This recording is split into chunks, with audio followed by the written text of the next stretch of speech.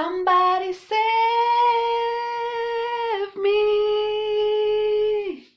Thank you once again for tuning into this channel, Daughter of Africa, where we are all about Africa and Africa is our business. Now, I know from the song that you've heard me singing, I don't know if I was singing or squeaking, and from the title of this video, you already know what we are going to be dealing with in this video, and that is celebrating some of the heroes from the African continent. Now, there are a lot of them who are doing amazing things, especially during this season of this pandemic, and this could end up being just a part one of a series that I'm going to be doing in celebrating some of these superheroes.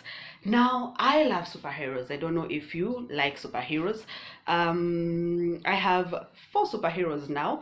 The first, my parents. Second, you, my subscribers. I'm really thankful for each and every person who subscribed to this channel, liked, commented, and shared my videos. I'm really thankful. I had underscored myself. My target was to reach 50 subscribers by the end of May, and look at us, we are at over 300. I'm very thankful. I'm not taking this for granted, and so for you people, my subscribers, thank you.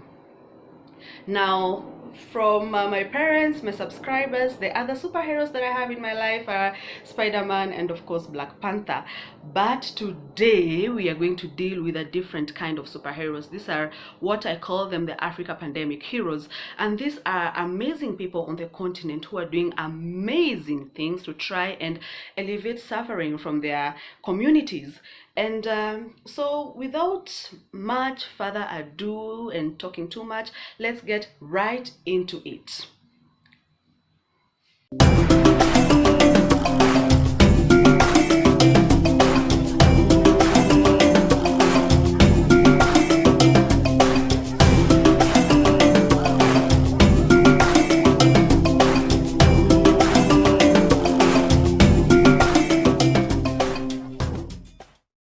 To start us off is Moses Tito Omondi, a youth leader from Kibra informal settlements in Kenya.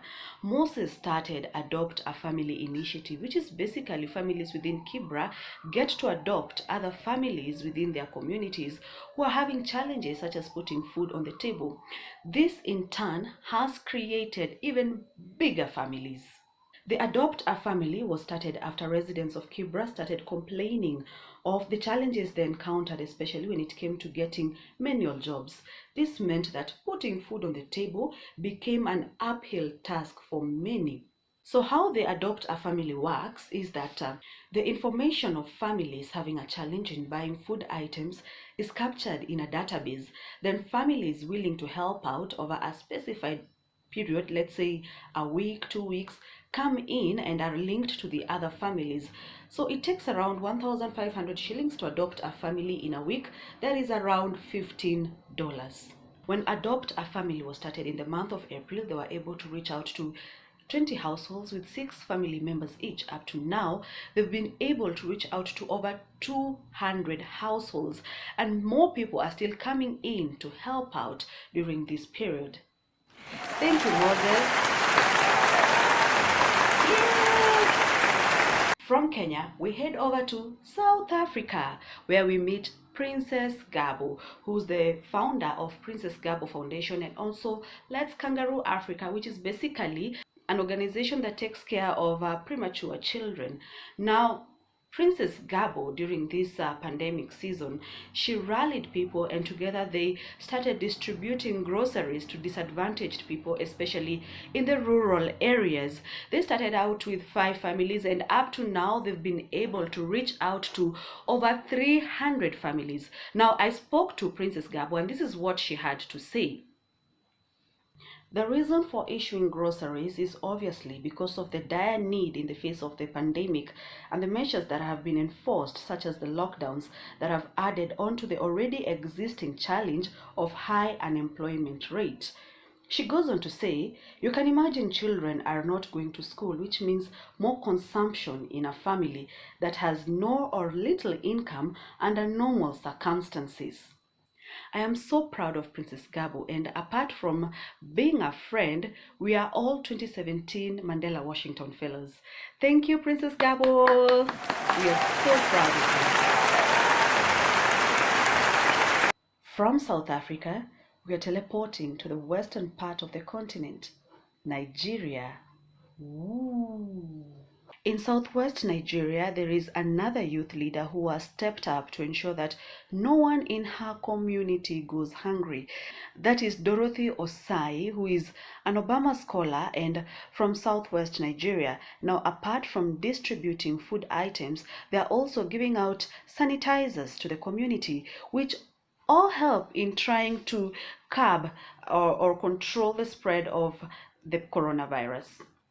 So, to you, Dorothy, thank you.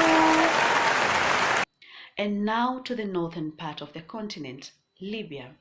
Now, a Libyan fashion label that is known for making chic garments has switched to making medical gowns.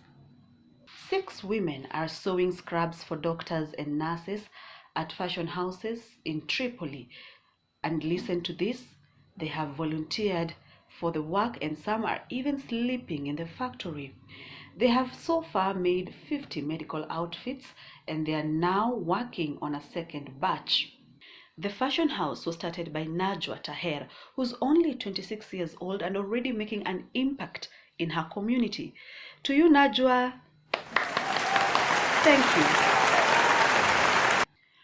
From Libya, it's back to Kenya, where we meet Billian Ojiwa, who's a 2018 Mandela Washington Fellow.